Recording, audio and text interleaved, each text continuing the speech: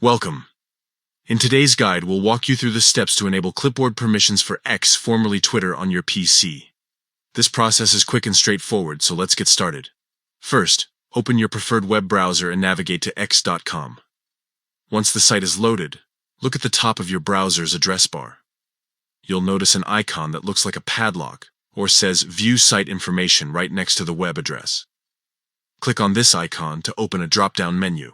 From the drop-down menu, select Site Settings. This will take you to a new page where you can manage all the permissions for X. Here, you'll see various options related to how the website interacts with your browser and device. Now scroll down until you find the Clipboard option under the Permissions section. Next to Clipboard, there will be a drop-down menu. Click on it and choose Allow to enable Clipboard access for X. Once you've made this change, your settings will be automatically saved. You can now use Clipboard-related features on X without any interruptions. And that's it. You've successfully enabled Clipboard permissions for X on your PC.